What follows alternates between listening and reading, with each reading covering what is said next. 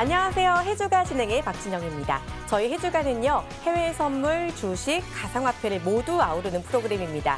저희 부제가 돈 벌게 해줄까잖아요. 정말 여러분께 돈 벌게 해드리기 위해서 저희가 정말 최고의 포트폴리오를 구성해드릴 예정입니다. 알찬 수익률에 알찬 재미까지 보장해드릴 테니까 앞으로 기대 많이 해주시길 바랄게요.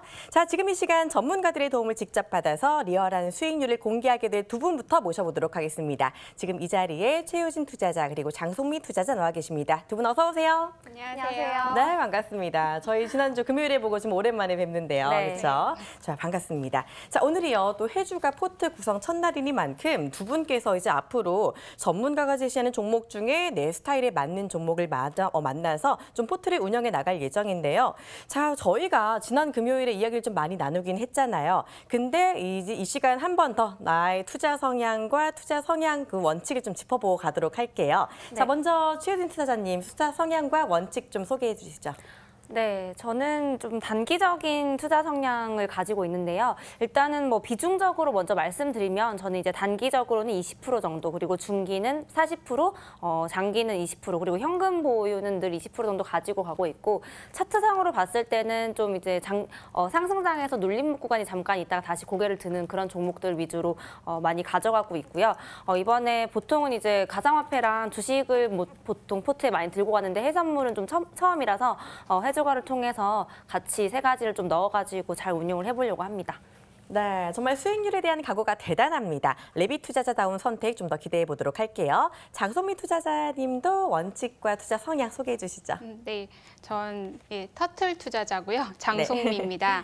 네, 저는 단기적인 이슈에 투자하기보다는 좀 장기적이고 변동성이 적으면서 안정적으로 투자하는 그 포트폴리오를 좀 구성할 예정인데요.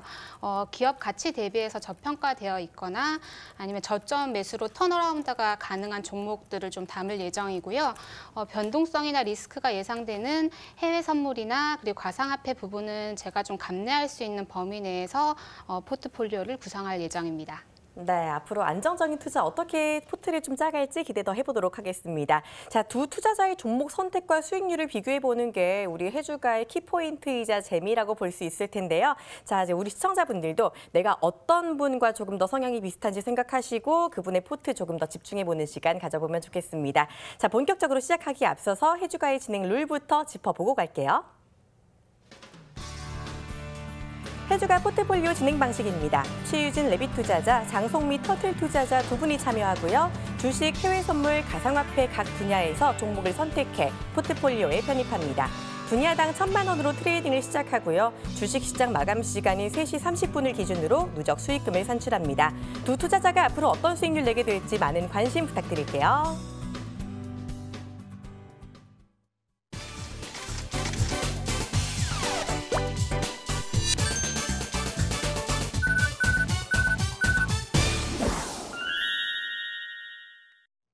네, 본격적으로 전문가들의 쪽집게 과외 받아보도록 하겠습니다. 첫 번째 전문가부터 화면으로 만나보시죠.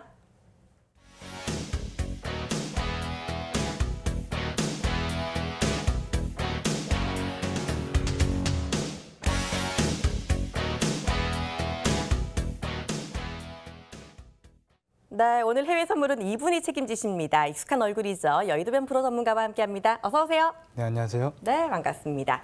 자, 실전에 강하신 만큼 제가 지금 앞으로의 포트도 좀 기대가 많이 되는데요. 자, 먼저 여의도변 프로 전문가님, 저희 FOMC 회의를 앞두고 있는 상황이기도 하고 이번 주 이벤트가 좀 많이 있는데 시황 분석부터 먼저 부탁드릴게요. 예, 일단 이번 주 월요일이기도 하고 그래서 앵커분이 말씀하신 것처럼 굉장히 중요한 이벤트들이 많이 있습니다. 그래서 월요일부터 좀 오늘부터 살펴보면 그 내일 이제 그 북미 정상회담이 있는데 사실 북미 정상회담 같은 경우는 큰 해외 선물 시장에 큰 영향을 줄 요소들은 많이 이제 없다고 보셔도 됩니다. 그래서 이미 어느 정도 반영이 됐고 이미 실무진들 간의 어떤 협력이라든지 조율 이런 것들이 다 이루어진 상태에서 발표만을 하는 이벤트라고 생각하시면 되기 때문에 그렇게 좀 넘어가시면 좋을 것 같고요. 그리고 그거보다 더 중요한 것이 내일 화요일 미국의 소비자 물가 지수가 발표가 되죠. 그래서 어떤 연준이 올해 목표로 하고 있는 고용시장, 어떤 그 인플레이션율 이런 부분들을 봤을 때 고용시장은 완전 고용이라는 말이 나올 정도로 어떤 연준의 목표치를 달성 달성했고 견조하게 움직이고 있고 그리고 인플레이션율을 판단할 수 있는 그런 바로미터인 소비자 물가지수가 화요일 그리고 수요일, 내일 소비자 물가지수, 수요일까지 생산자 물가지수까지 발표가 되기 때문에 FOMC를 앞두고 이러한 지표들도 꼭 참고해 보시길 바라고 그 다음에 이제 수요일로 넘어가면 이제 그 FOMC가 발표가 되죠. 그래서 사실 이번 FOMC에서는 많은 시장 참가자들이 금리 인상을 한다는 거에는 이견을 달지는 않을 겁니다. 사실 금리 인상보다는 어떤 FOMC 회의 이후에 이제 제롬 파월 이사의 어떤 기자회견에서 미국 경기에 대한 판단 그리고 성명서 그리고 그것보다 더 중요한 것이 이제 점도표가 되겠죠. 그래서 그 인상은 확실시 되고 있지만 사실 점도표가 어떻게 변할지에 대한 시장 참가자들의 예측은 반반입니다. 그래서 이번 6월 FOMC 회의가 그런 부분에서는 좀 더 중요하게 주목을 받고 있지 않나 그렇게 이제 예상이 되고 그다음 이제 목요일로 넘어가면 목요일 오전에 중국의 실물 경제 지표들이 발표가 됩니다. 고정자산 투자라든지 뭐 산업 생산, 소매 판매 이런 것들이 발표가 되는데 보통 일반적으로 중국의 어떤 이런 실물 지표들이 발표가 될 때는 원자재라든지 상품 관련 종목들이 이제 움직임을 크게 가져가기 때문에 그것도 한번 유념해서 체크해 보셔라. 그리고 이제 오후로 넘어가면 22 통화정책회의가 있죠. 22 통화정책회의에서 지난주부터 어떻게 금리 인상, 출구 전략에 대한 초석을 이번에 닦지 않겠느냐 이런 시각들이 많이 유입이 됐는데 그것도 한번 목요일날 판단해 보시면 좋을 것 같고요. 그리고 소매 판매 발표도 있고요. 그리고 금요일로 넘어가면 금요일은 미국의 산업 생산 발표도 있지만 그거보다 더 중요한 거는 미국의 어떤 대중국 500억 달러에 달하는 제품 무역 관세 여부 요것이 판명이 나기 때문에 어떤 그 무역 전쟁의 2라운드가 될 수 있겠죠. 그래서 이러한 부분들이 그 무역 전쟁 이슈를 어떻게 건드릴지 그것도 좀 촉각을 곤두세우고 좀 지켜 보셔야 될 포인트가 아닌가 그렇게 좀 말씀드리겠습니다. 네, 이렇게 중요한 시기에 어떤 종목으로 대처하실지가 더 궁금해지는데요. 자, 전문가님 첫 번째 종목 공개해 주시죠. 예, 첫 번째는 미국 국채 10년물 국채입니다. 그 사실은 개인적으로는 이번 FOMC 회의에서 미국 연준에서 공격적인 금리 인상 기조를 펴기에는 좀 힘들다고 생각하는데 이제 몇 가지 이유가 있습니다. 첫 번째로는 상반기에 이제 근원 물가 지수가 1.8까지 올라가면서 연준에서 목표를 했던 2% 때 근접했고 또 2%를 상회할 것이다 하반기에 이런 어떤 예상치까지 좀 반영을 한 부분이 있는데 사실은 상반기에 물가가 상승한 것은 그 어떤 그 경기 확장에 기인한 것이라고 보다는 유가 상승 또 의료 약값이라든지 아니면 통신비 인하 요거에 대한 기저효과로 좀 상승한 면이 있기 때문에 이러한 것들이 하반기에 좀 더뎌질 거다 그렇게 예상을 한다면 이번 FOMC에서 그 미국 FOMC에서 그 점도표에서 이전치와 유지될 거다. 공격적인 어떤 그런 발언들이나 기조가 나오지는 쉽지 않을 거다. 그렇다고 본다면 10년물 국채가 매수하기에는 지금은 괜찮은 포인트가 아닌가 해서 한번 미국채 10년물을 준비해봤습니다. 네, 미국채 10년물에 대한 소개를 간단히 해주셨고요. 자, 그렇다면 이거를 만약에 투자를 하게 된다면 어디에서 진입해서 어디서 좀 나올 수 있는지 그 기준점을 좀 잡아주실까요? 예, 일단 차트를 좀 보면요. 일봉 차트인데 일봉 차트는 뭐 이탈리아 정치 리스크 때문에 한 단계 업사이드 쪽으로 올라왔다가 한 단계 이제 그 50% 달하는 하락을 한 상태입니다. 근데 이제 그 분봉을 좀 살펴보시면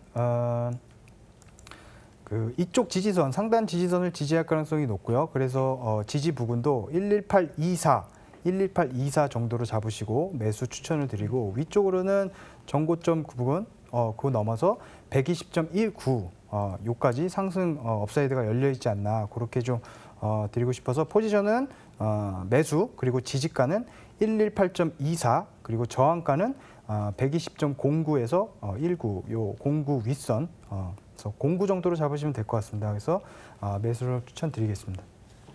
네, 미국채 10년물 매수 포지션으로 118.24 그리고 지지가 잡아주셨고요. 저항가는 120.09 기준점 잡아주셨습니다. 첫 번째 종목 미국채 10년물에 대해서 지금 두 투자자분들이 엄청 눈을 초롱초롱하게 빛내면서 지금 설명을 들어주셨어요. 자, 질문 먼저 받아볼게요. 최혜진 투자자님부터.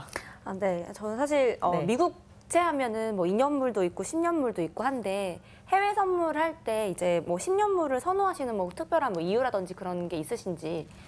예, 아무래도 이제 해외 선물이라는 게 그 실시간 23시간 거래가 되는 종목이기 때문에 거래량을 안 볼 수가 없습니다. 근데 거래량 측면에서 보면 미국 10년물이 거래량이 제일 많고요. 그리고 어떤 그 단기채, 말씀하신 2년물이나 5년물, 그리고 30년 장기 국채, 이제 모기지 국채라고도 하는데, 그런 텀의 어떤 가운데에 있는 그 종목이기 때문에, 그리고 일반적으로 미국 국채 금리를 논할 때는 10년물을 기준으로 많이 이야기를 합니다. 그래서 그렇기 때문에 10년물 국채를 많은 분들이 또 거래를 해주시고, 그리고 어떻게 보면 제일 추세라든지 이런 것들이 깨끗하게 나오지 않나, 예, 그렇게 좀 말씀을 드릴 수 있을 것 같습니다. 네, 왜 10년물인가에 대해서 일단 거래량이 많다라는 이런 점들 짚어주셨습니다. 이어서 장성민 투자자는요, 미국 국채에 어떤 게 좀 궁금하셨어요? 네.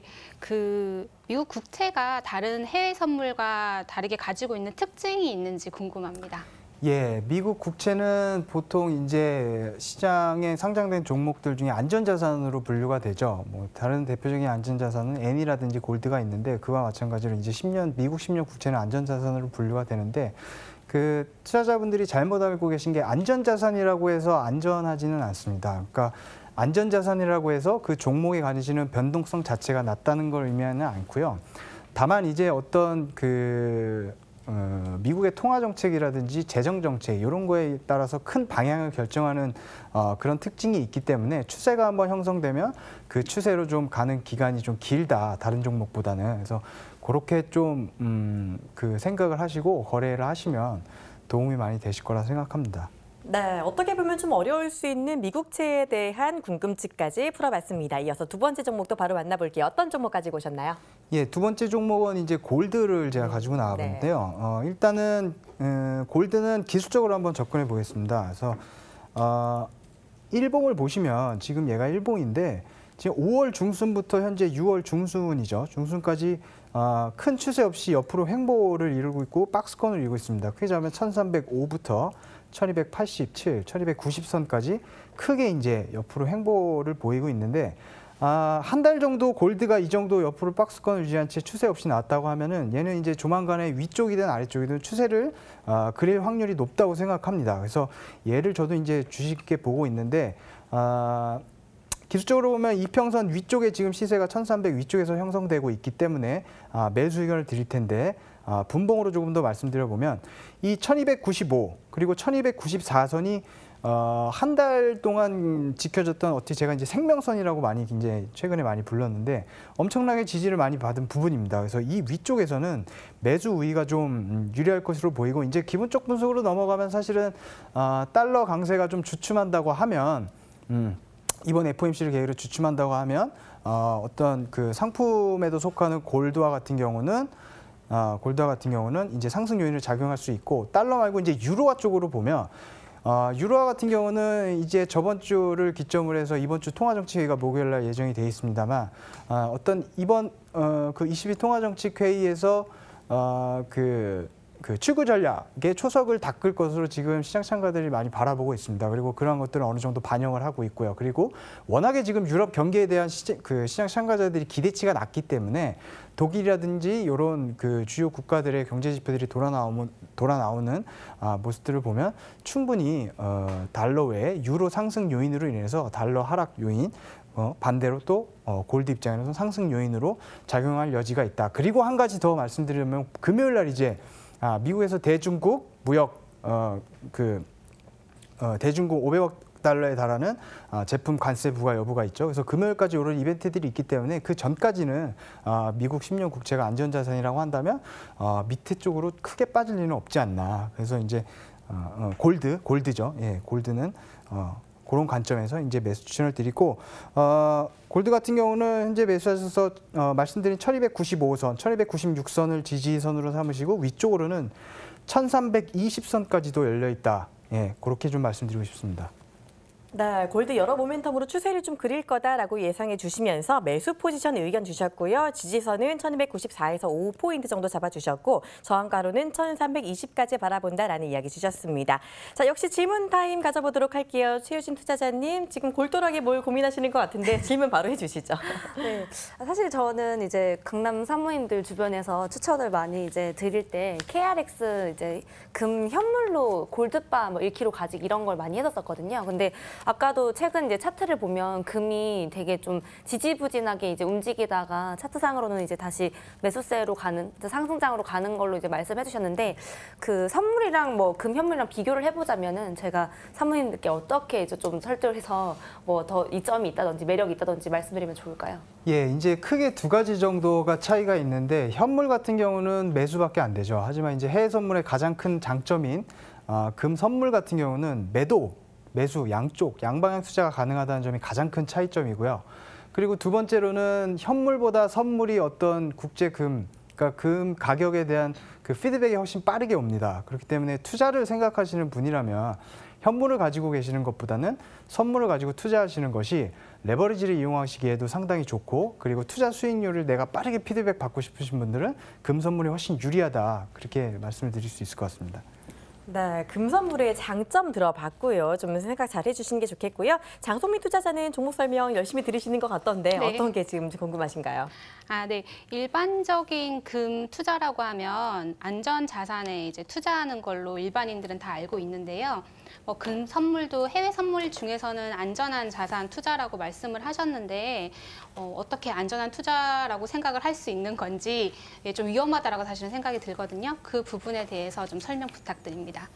예, 앞서 국채를 설명드리면서 말씀드린 것처럼 그 금도 국채와 더불어서 대표적인 안전자산이죠. 그래서 안전자산이라고 해서 안전하다는 것은 아닙니다. 단지 이제 위험자산, 안전자산으로 카테고리를 나뉠 경우에 안전자산 쪽에 속한다는 말씀을 드린 거고, 시장 참가자, 그러니까 CME의 그 선물을 이용하는 시장 참가자들이 크게 세 분류로 나눌 수 있죠. 첫 번째가 이제 차익 거래자들, 재정 거래자들이라고 하는데, 그리고 두 번째가 이제 해지 거래자들, 그리고 세 번째가 이제 스페큘레이터라고 해서 투기 거래자들이 이제 보통 CME 선물 시장을 이용을 하는데, 금 같은 경우는 상품이기도 하기 때문에 어떤 그 해지 거래자들도 상당히 시장에서 많이 거래를 하고요.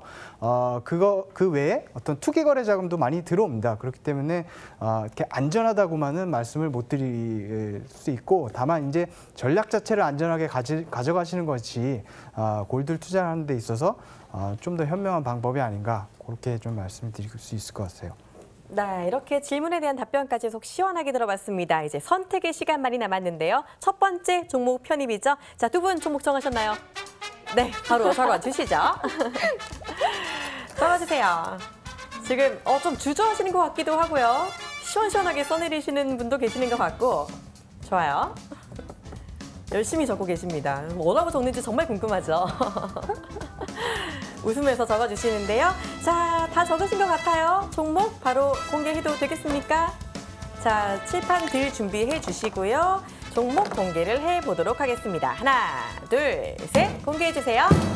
아유, 무겁죠, 칠판이? 네, 두 분의 결정이 발표가 됐습니다. 최유진 투자자는 금을 선택해 주셨고, 장송미 투자자는 미국채 10년물을 선택해 주셨습니다. 조금은 제가 예상한 결과 같기도 한데요. 자, 일단은 왜 그 이야기를 고르셨는지 이야기 좀 나눠볼게요. 투자자님, 최유진 투자자님부터 어떻게? 네. 일단 네. 금에 대해서 아까 이제 차트상으로 설명해 주셨을 때 되게 지금 필이 왔고요. 일단 이제 최근에 되게 지지부진하다가 뭔가 이제 방향성을 봤을 때 이제 상승장이 좀 오겠구나 이런 게 왔었고, 일단 지금 전체적으로 시장 상황이 되게 안 좋은 상황이라서 금이 이제 뭐 상품으로 보기에도 안전자산으로 보기에도 되게 좀 메리트가 있어 보여서 한번 포트에 담아보도록 하겠습니다. 네, 횡보하던 금이 확 튈 수 있다는 기대를 좀 해주신 것 같아요. 그렇죠? 자, 그러면은 장송미 투자자도 지금 고르신 종목에 대해서 이야기를 한번 해볼게요. 지금 안전자산 때문에라는 것 같은데 이야기해 주시죠.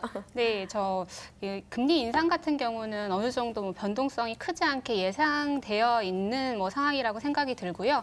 말씀하신 대로 뭐 고용지수나 이런 게 이제 회복해서 좋은 지수로 나오기 때문에 좀 안정적으로 뭐 말씀하신 대로 뭐 국채라고 하면 아무래도 채권 중에 가장 안전하고 또 10년 왠지 믿을만하고 해서 저는 미국채 10년물로 선택했습니다. 네, 두 분의 선택이 살짝 엇갈렸는데요. 여의도변 프로 전문가님 어떻게 생각하세요? 지금 좀 뿌듯하신 것 같은데요. 예, 일단은 그 두 종목을 각각 하나씩 적어주셔서 좀 안심이 되고요. 네. 그리고 각각의 투자 성향에 맞는 종목을 잘 선택하신 것 같습니다. 그래서 금도 그렇고 미국채도 그렇고 어떤 모멘텀들은 아직까지 이번 주에 살아있기 때문에 예, 좋은 결과 있으시길 바랍니다. 네, 또 해외 선물은 지금 시간에 많이 움직이니까 시청자분들이 매매 바로 적용해 보시는 것도 좋겠고요. 자, 그리고 드디어 이번 주 전문가님 무료 강연이 있으시다고요.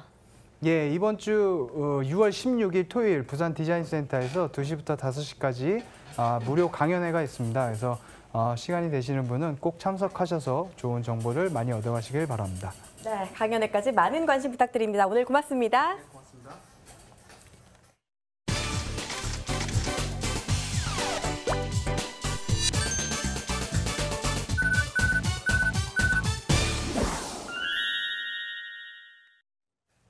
네, 아직도 두 분의 전문가가 더 남아 계십니다. 이번에는 주식 전략을 세워볼 텐데요. 역시 전문가부터 소개해드리도록 하겠습니다. 화면으로 먼저 만나보시죠.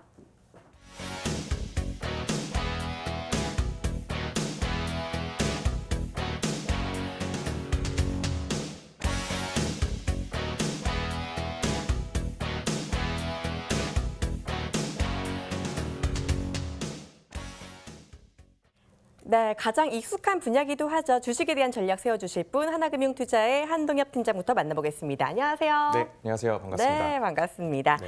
자, 일단 오늘 시장 정리부터 해봐야 될 것 같아요. 오늘 양시장 혼조세가 보였는데 좀 어땠는지 시장 정리 좀 부탁드릴게요. 네, 이번 주에 워낙 변수가 내일부터 이어지는 만큼 월요일을 상당히 좀 긴장되게 시작을 한 것 같습니다. 코스피는 0.7% 올랐고 코스닥은 0.2% 정도 소폭 마이너스인데요. 시장은 내일 있을 이벤트부터 상당히 좀 눈치 보는 좀 조심스러운 월요일을 시작했다라고 좀 정리를 해드릴 수 있을 것 같습니다. 네, 이벤트 많은 주에 조심스러운 시작이었다라고 이야기해 주셨는데요. 특히나 이벤트가 많은 한 주이기 때문에 더 꼼꼼한 전략 필요할 것 같습니다. 자, 그럼 어떤 종목부터 먼저 주목을 해볼까요? 네, 그래서 이렇게 좀 어려운 여러 가지 변수들이 좀 대기된 시장인 만큼 이 종목들이 각자 성장 스토리라든지 또 재미있는 좀 이슈들을 갖고 있느냐가 상당히 중요한 부분일 것 같아요. 첫 번째 종목은 필링크입니다. 시가총액 한 2,200억 정도 되는 중소형주라고 말씀드릴 수 있고요. 이 필링크라는 홈페이지에 한번 들어가 보시면은 IT 솔루션을 하는 업체라고 얘기가 돼 있습니다. 하지만 저는 이 부분에 주목하기보다는 이 회사가 약 60% 정도, 59.12% 정도 갖고 있는 크리스 FNC라고 하는 종목을 주목을 하고 있습니다. 하반기에 여러분들은 이 종목을 시장에서 만나볼 수도 있을 것 같습니다. 지금 상장 심사 예비 청구서가 이미 접수가 된 상황이고요. 상장을 앞두고 있는 업체입니다. 그럼 이 크리스 FNC가 과연 어떤 기업인가? 여러분들 골프 좋아하실 텐데요. 옷장에 핑, 그다음에 파리게이츠 이런 골프웨어 브랜드들은 익숙하게 들어보셨을 겁니다. 이 골프웨어를 하는 업체가 바로 크리스 FNC고요. 시장에서는 한 5천억 정도의 시가총액을 예상을 하고 있습니다. 거기 한 60% 정도 지분 가치를 필링크가 갖고 있다라고 보는데 지금 시가총액이 2,200억이고 크리스 FNC가 상장이 됐을 때 한 3천억 정도의 지분 가치를 고려한다면 이 필링크라는 종목 유심 있게 보셔도 좋을 것 같습니다. 네, 이렇게 자회사에 기대되는 성장성이 있다고 해서 필링크 가지고 와 주셨는데요. 자, 그렇다면 우리가 어떤 부분에서 매수를 하고 좀 종목을 접근해 볼 수 있을지도 짚어주시죠. 네, 크리스 FNC 주가 흐름 한번 보겠습니다. 그동안 계속해서 좀 횡보를 거쳤고 이 크리스 FNC가 좀 상장이 점점 다가오는 시점에 한번 변동성이 좀 커진 상황입니다. 다행히 오늘 좀 종목을 소개해 드릴 때 좀 하락이 나왔어요. 그래서 또 내일 변수가 있는 만큼 좀 매수가는 3,600원 정도에서 좀 포인트를 잡으면 어떨까 싶고요. 손절가는 가장 좀 하단 부근인 3,200원 정도에서 손절가를 좀 제시를 해드릴 수 있을 것 같습니다. 그리고 크리스 FNC가 이 시장에 안정적으로 들어왔을 때 목표가는 5,000원까지 업사이드 한 30% 정도 타겟을 잡고 있습니다. 네, 한동엽 팀장의 첫 번째 종목 필링크였습니다. 두 분 지금 또 역시 궁금한 게 많은 얼굴이에요. 최유진 투자자님 질문 주시죠, 바로. 네, 저도 골프를 되게 좋아해서 네. 핑이나 파리게이츠나 마칸 로나는 제 꽃장에 늘 들어있는 옷이긴 한데 사실 그 최근에 창립 후에 이제 그 최대 실적에도 불구하고 필링크 자체가 되게 아까 차트 봤던 것처럼 좀 되게 지지부진했다가 최근에 살짝 올랐잖아요. 그래서 그 IPO 이슈가 있기도 하지만 일단 실적은 좋긴 한데 그동안 이제 좀 그 모멘텀이라든지 호재가 있음에도 불구하고 좀 주가가 많이 안 올라줘서 일단 그런 이슈가 있음에도 불구하고 좀 앞으로 업사이드는 좀 한정적이지 않나 개인적으로 좀 그렇게 생각하는데 그 점에 대해서는 어떻게 보세요? 네, 뭐 상당히 예리한 질문 주셨는데요. 뭐 저는 이렇게 생각합니다. 오히려 그동안 이 크리스 FNC라고 하는 강력한 뭐 지분을 갖고 있음에도 불구하고 주가가 그동안 오르지 못했다라는 거는 역으로 보면은 오히려 우리가 지금 매수하기에는 뭐 좋은 시점 아닌가 보고 있고요. 이제 시기가 타이밍이 조금씩 이제 도래한 하반기로 돌입을 하면서 크리스 FNC의 주가는 이 필링크의 주가로 발현이 될 시점이라고 저는 오히려 생각을 하고 있습니다. 네, 날카로운 질문에 대해서 답변도 아주 속 시원하게 해주셨습니다. 답변까지 잘 들어봤고요. 장성민 투자자분도 지금 궁금한 게 많으신 것 같아요. 네. 질문 하나 해주시죠. 네, 말씀하신 대로 그 필링크는 무선 인터넷 솔루션 기업이잖아요. 그런데 이제 자회사 관련해서 말씀하신 이제 크리스 FNC를 보시고 투자를 하시는데 그렇다라고 하면 이제 골프웨어 패션 브랜드 쪽 산업을 좀 더 크게 보고 이제 거기에 대한 기대로 이제 투자하시는 게 맞으신지 궁금합니다. 네네. 지금 뭐 미국 시장에서 뭐 여러분도 잘 아시는 캘러웨이나 뭐 홍콩 시장에 상장하는 혼마, 뭐 상당히 하이엔드급 그 골프 클럽이죠. 이러한 주가들은 계속해서 뭐 우상향하고 있습니다. 뭐 그러한 측면에서 우리나라에 처음 들어오는 이 골프웨어, 이 크리스 FNC의 기대감을 상당히 갖고 있고요. 이 부분을 계속 포인트로 갖고 가셔도 좋을 것 같습니다. 네, 두 분 다 질문의 수준이 정말 대단하십니다. 전문가를 긴장시키는 두 분 투자자인 것 같은데요. 자, 첫 번째 종목 필링크 들어봤고요. 다음 종목도 들어보도록 하겠습니다. 팀장님, 이번에는 어떤 종목인가요? 네, 다음 종목은 뭐 여러분들 잘 알고 계시는 LG U+입니다. 뭐 미국 시장에서도 가장 뭐 그동안 부진했던 섹터가 바로 통신, 텔레커뮤니케이션 업종이었고요. 우리나라도 이 통신주들의 주가가 상당히 부진했습니다. 근데 앞으로 좀 성장성을 찾아볼 수 있을 것 같아요. 이 지방선거 뭐 이번 주에 뭐 이벤트가 있지만은 지방선거 이후에는 실질적으로 지금의 행정부가 이제 투자를 해야 되는 시기로 접어든다고 저는 말씀드릴 수 있겠습니다. 그 부분에서 가장 좋은 투자 소재가 이제 5G라고 보고 있고요. 뭐 이미 평창 동계올림픽 통해서 테스트는 이미 마친 성공적으로 테스트는 마친 상황입니다. 그리고 현재 주가가 좀 많이 내려와 있기 때문에 이 LG 플러스가 1월 달에 배당 한 400원 정도 했거든요. 뭐 지금 시가 배당률이만 2.9에서 3% 정도 나옵니다. 배당 매력도 충분히 6월 달부터 가져갈 수 있기 때문에 대형주 중에 LG U 플러스를 다음 종목으로 한번 가져와 봤습니다. 네, LG U 플러스에 대해 들어봤고요. 그러면 또 우리가 또 어떻게 진입을 해야 되는지 매수가랑 이런 것들 좀 들어봐야겠죠. 네, LG 플러스 오늘 13,700원에 뭐 계속 좋게 보고 있었지만 오늘 또 강하게 올라왔어요. 그래서 뭐 내일 정도에 13,500원 정도에 진입을 한다면은 저는 좀 유효할 것 같고요. 바닥권은 뭐 그동안 좀 오래 다져왔습니다. 그래서 손절가는 11,500원 정도로 보시면 될 것 같고 뭐 목표가는 17,000원까지 뭐 업사이드는 23% 정도 타겟을 잡고 있습니다.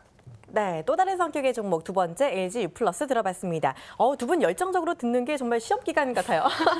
질문 바로 들어볼게요. 우리 먼저 레비 투자자님부터. 네.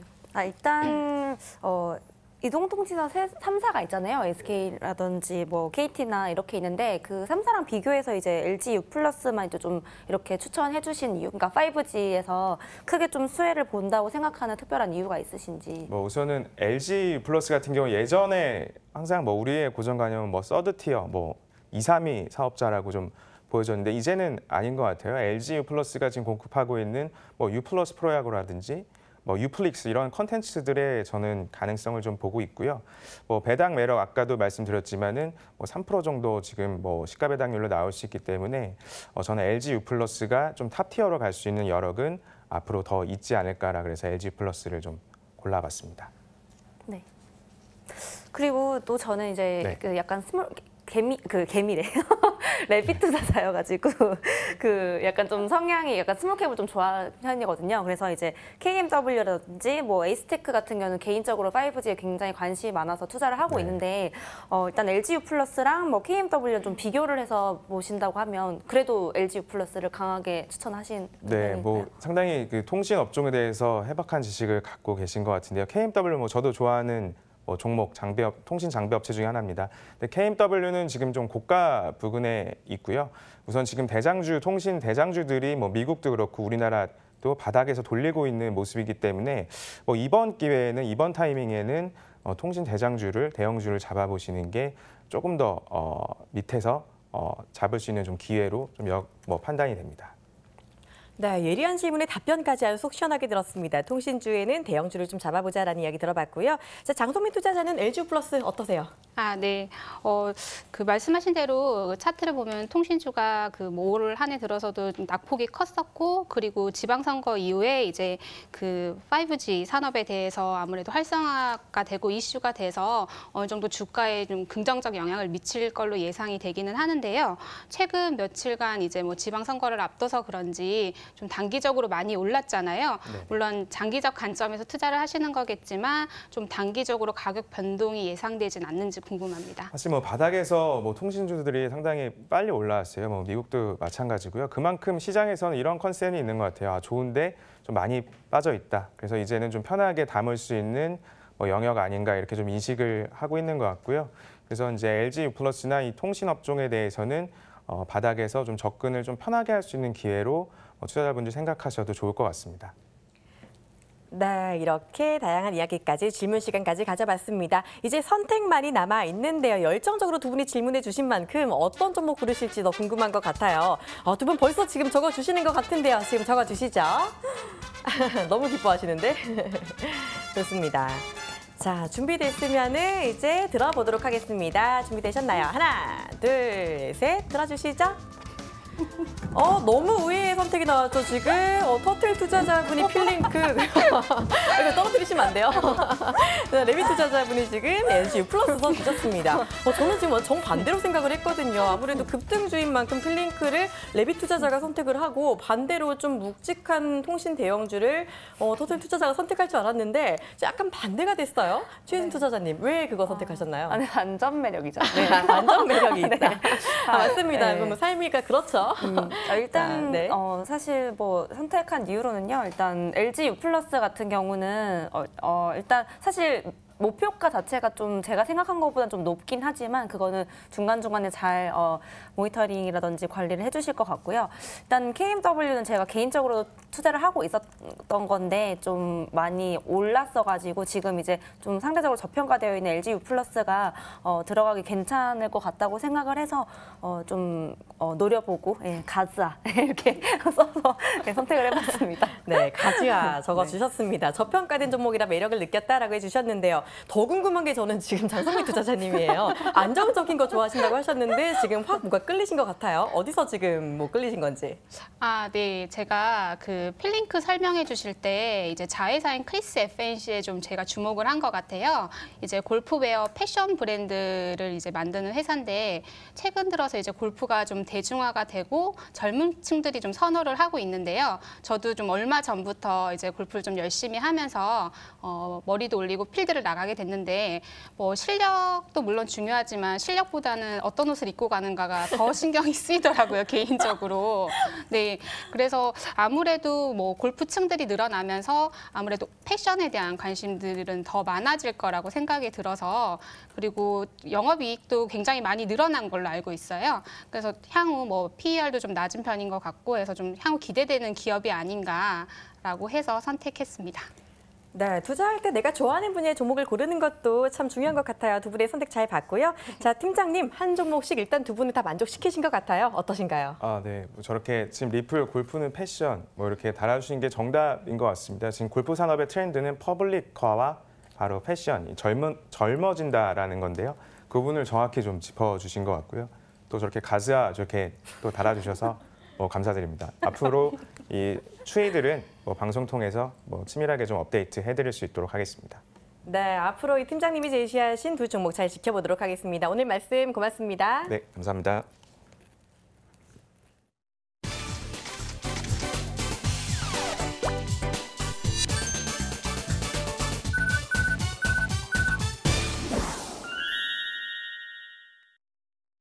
자, 이제 마지막으로 가상화폐 투자 전략을 제시해 줄 분만 남았습니다. 자, 이 분야에 대해서 기대가 좀 크실 것 같은데요. 이분의 말에 귀를 좀 더 많이 기울여 주시기 바랍니다. 화면으로 먼저 만나볼게요.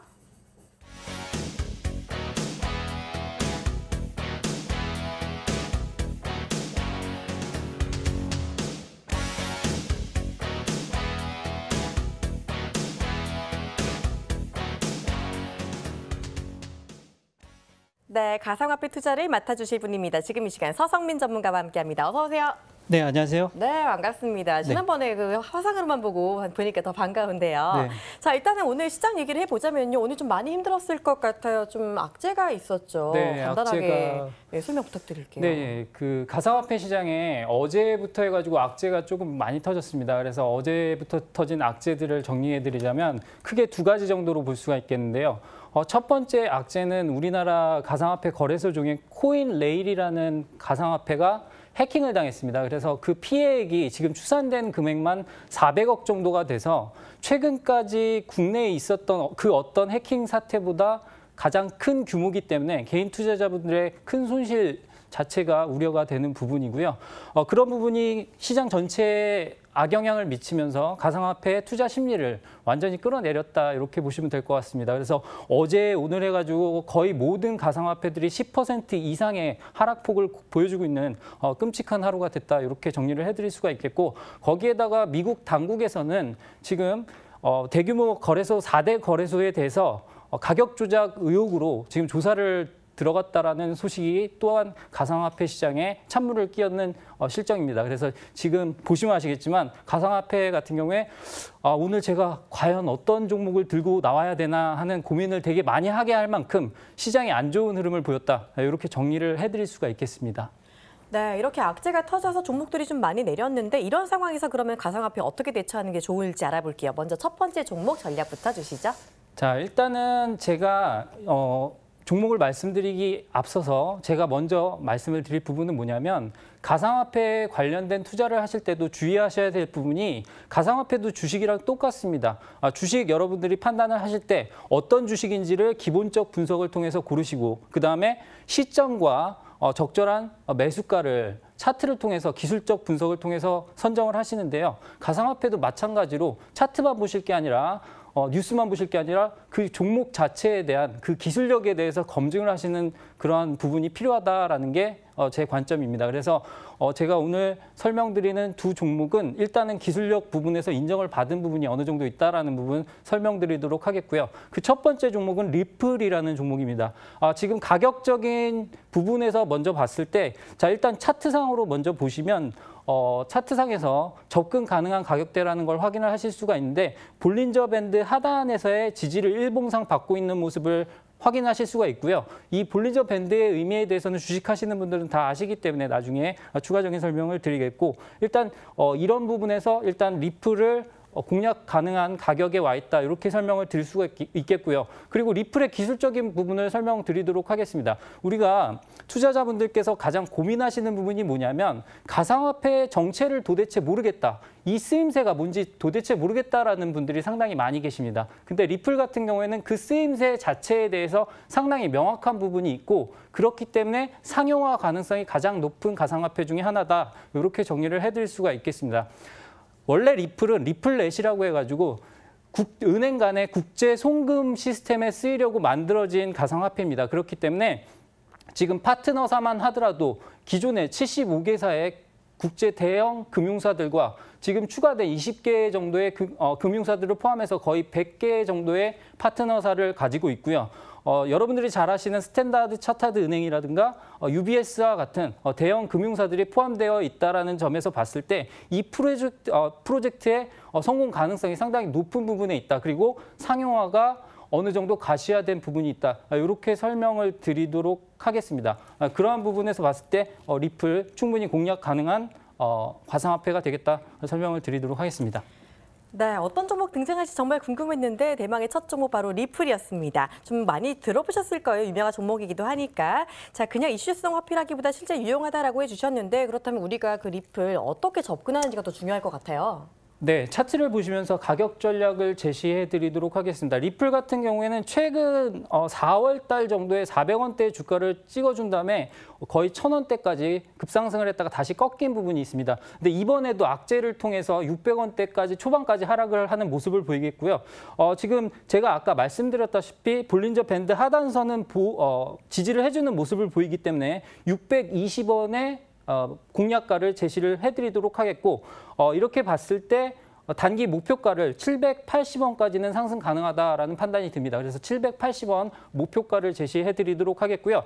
제가 생각하는 리플의 하단 지지선은 500원입니다. 근데 500원을 만약에 깬다라고 한다면 500원에 손절을 하긴 좀 그렇고 한 490원 정도에는 손절하는 전략을 제시해드리도록 하겠습니다. 네, 리플 대원전자 주셨습니다. 코인인데도 일단 매수가에서 목표가 손절가를 조금 타이트하게 주신 만큼 리스크 관리를 하면서 좀 접근해 볼 수 있을 것 같은데요. 자, 두 분께 또 질문 들어보도록 하겠습니다. 최유진 투자자님 질문 주시죠.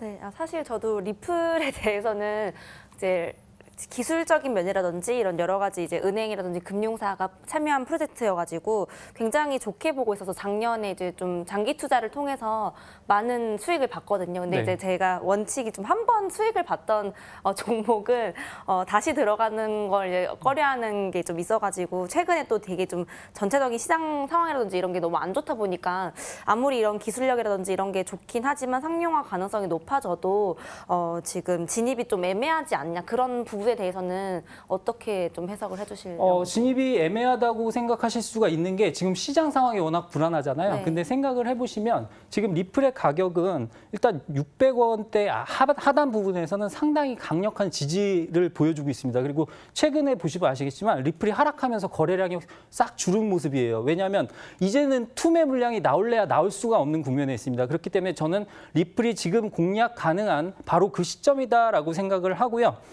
지금 현재 가격 부근에서는 충분히 그냥 기본적으로 봤을 때 리플은 1000억 개의 발행량을 고려해서 얘가 수수료로만 쓰인다라고 했을 때도 1000원의 가치는 충분히 있다라는 게 제 분석이기 때문에 현재 가격대에 접근 가능한 그런 부분에 있다. 저는 이렇게 생각하고 있습니다.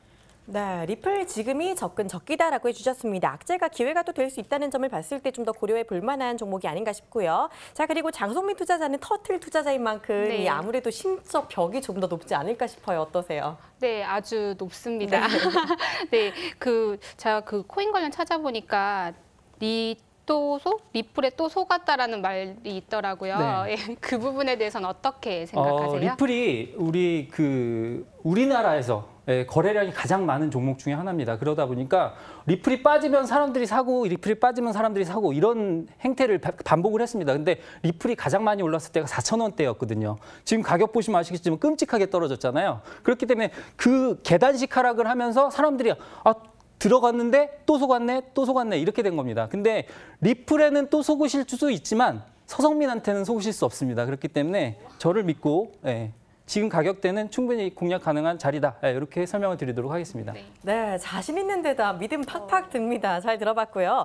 자, 가상화폐 투자를 듣다 보니까 정말 색다른 매력이 있는 것 같습니다. 다음 종목도 궁금하게요. 다음 종목은 어떤 거 갖고 오셨나요? 네, 다음 종목은 거래량이 가장 많았던 종목인 이오스에 대해서 설명을 드리도록 하겠습니다. 자, 이오스 같은 경우에는 지금 일단 아까 말씀드린 리플과 거의 비슷한 맥락에서 차트는 접근을 하도록 하겠습니다. 차트상으로 봤을 때 이오스도 마찬가지로 최근에 상장된 종목이지만 일단은 볼린저 밴드 하단의 지지선을 보여주고 있기 때문에 그 가격대에는 충분히 진입 가능한 부분에 와 있다. 이렇게 설명을 드릴 수가 있겠고요.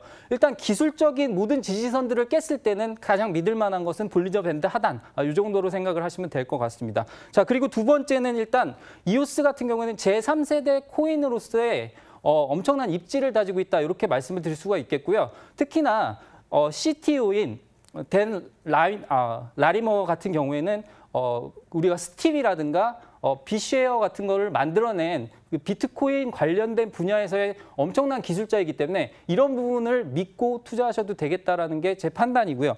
그다음에 마지막으로 이오스 같은 경우에는 지난 6월 10일이죠. 메인넷 런칭 이후에 순조로운 행보를 거치고 있습니다. 일단은 지금 투표 비율이 15%를 아직 넘지 않아가지고 런칭 이후에 지금 완성은 되지 않았지만 그 순조로운 행보 자체가 계속되고 있는 부분이 있기 때문에 이런 부분에서 봤을 때 우리가 이오스 같은 경우에는 충분히 공략 가능한 자리에 와 있다. 이렇게 설명을 드리도록 하겠습니다.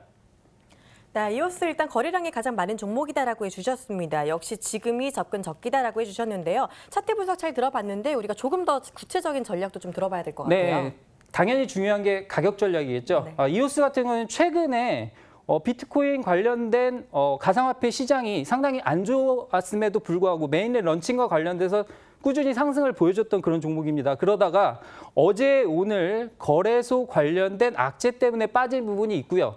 제 생각에는 이 악재를 이용해서 매수해야 되는 타이밍이 아닌가 싶습니다. 그래서 일단 가격적인 측면에서 볼린저 밴드 하단 아까 말씀드렸던 12,100원대 가격이 매수가가 되겠고요. 방금 12,100원을 찍었습니다. 그래서 12,100원의 매수가가 되겠고 일단 목표가는 제가 봤을 때 15,000원까지는 조금 무리인 것 같아요. 15,000원대는 물리신 분들이 많은 것 같기 때문에 14,000원대까지의 상승을 보도록 하겠습니다. 그리고 이 종목 같은 경우에는 손절 라인을 심리적 지지선인 10,000원으로 제시해 드리도록 하겠습니다. 네, 악재를 이용해서 이오스 매수하자라는 이야기 들어봤습니다. 역시나 코인치고는 조금 타이트한 가격 전략까지 들어봤고요. 역시 질문 타임 이어가도록 하겠습니다. 리플에 이어서 이오스라는 종목인데 두 분 지금 표정이 조금 애매하세요. 그렇죠? 질문 있으신 분 해주시죠. 좋아요. 이오스를 제3세대 코인이라고 하더라고요. 그 제3세대 코인의 특징이 뭔지 좀 말씀 부탁드릴게요. 자, 우리가 1세대, 2세대, 3세대를 나누는 기준은 똑같습니다. 1세대 같은 경우에는 비트코인의 장부 기능이라고 생각하시면 되고요. 2세대 같은 경우는 이더리움의 스마트 컨트랙트 기능이라고 생각하시면 됩니다. 우리가 별다른 문서나 이런 거 없이 그 웹상에 블로그로 우리가 모든 계약을 남길 수 있다라는 그러한 착안에서 시작을 했고요. 그리고 제3세대는 이더리움의 문제점에서 시작이 됐는데 이 문제점이 뭐냐면 이 스마트 컨트랙트를 구현하는 데 있어서 너무 시간이 오래 걸리고 합의 과정을 거치는데 너무 시간이 오래 걸리고 느리다라는 단점이 있었습니다. 그래서 그러한 부분을 제3세대에서는 어떤 방식을 통해 구현을 했냐면 일단은 우리가 이오스 같은 경우에는 투표를 통해서 BP를 선출을 합니다. BP가 뭐냐면 블락 프로듀서라고 해가지고 블락을 자체적으로 생성하고 검증하는 역할을 하는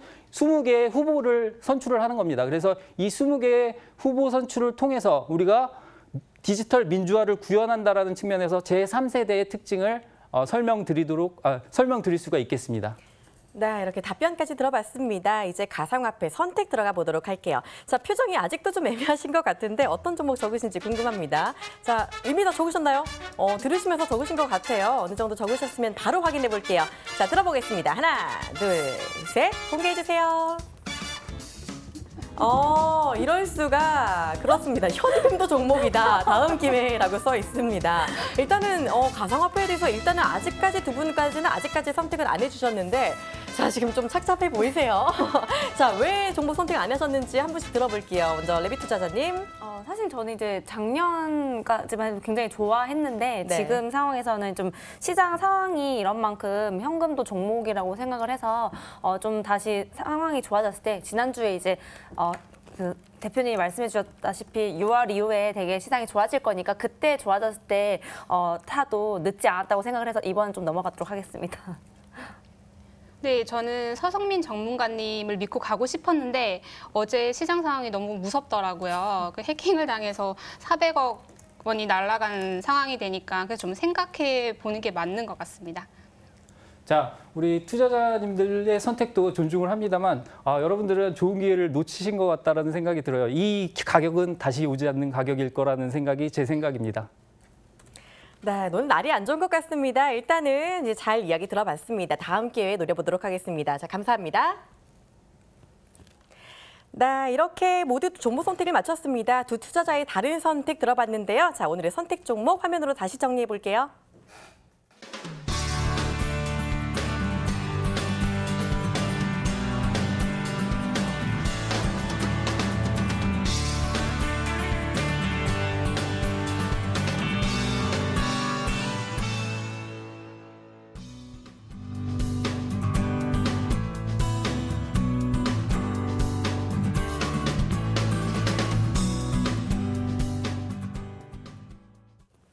네, 이렇게 정리까지 해봤고요. 자, 두 분 오늘 방송 어떠셨는지 좀 궁금한데 간단하게 어떤 분이 좀 대표로 말씀해 주시겠어요? 자, 가위바위보 할까요? 자, 지금 저랑 눈이 마주쳤으니까 말씀해 주시죠. 네, 오늘 종목 선정을 하는 첫 방송이었는데요. 네. 네, 전문가분들과 함께 진행을 해서 좀 많은 도움이 됐던 것 같습니다. 선정된 종목들 레빗이나 터틀이나 이제 수익률 좀 기대를 해주시고요. 또 내일 뵐 수 있으면 좋겠습니다. 내일 뵙도록 하겠습니다. 네, 이야기 잘 들어봤습니다. 오늘부터 시작된 해주가죠. 본격적으로 우리의 수익률 대결이 시작이 된 만큼 앞으로 조금 더 많은 기대해 주시길 바랍니다. 저희는 내일 이 시간에 다시 찾아뵙도록 하겠습니다. 시청해 주신 여러분 고맙습니다.